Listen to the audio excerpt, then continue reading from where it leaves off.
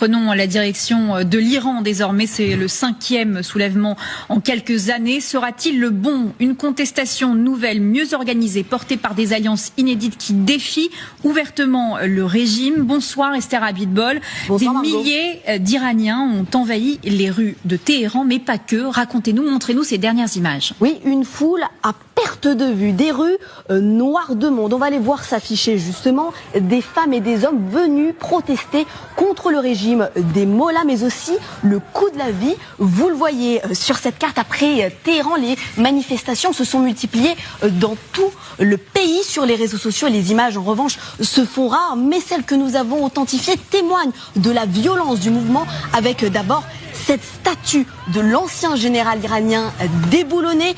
À Ispahan, le bâtiment de la télévision d'État a également été ciblé, il va s'afficher. Et puis il y a aussi ces slogans chocs prononcés par les Iraniens à Mashhad, ville du guide suprême Ali Khamenei, on le rappelle, mais aussi à Téhéran. Je vous propose de les écouter.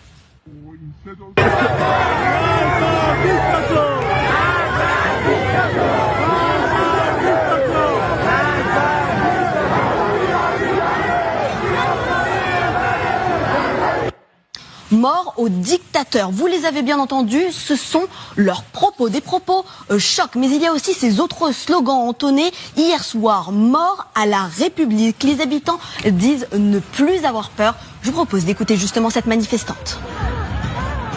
Je n'ai plus peur. Cela fait 47 ans que je suis morte.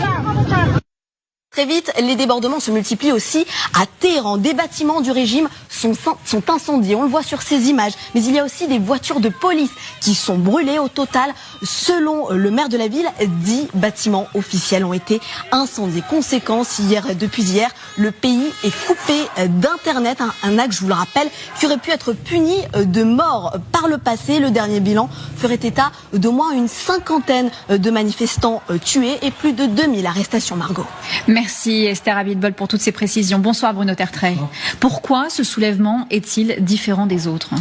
Il commence effectivement à être très différent de ceux qui ont eu lieu depuis le début de la révolution islamique, mais notamment depuis ceux de 2009, 2018, 2022. Par son ampleur géographique, par son intensité, par les slogans qui sont scandés par les manifestants et tout simplement par le fait qu'on voit ce qu'on appelle souvent les classes moyennes supérieures qui sont très clairement mobilisées.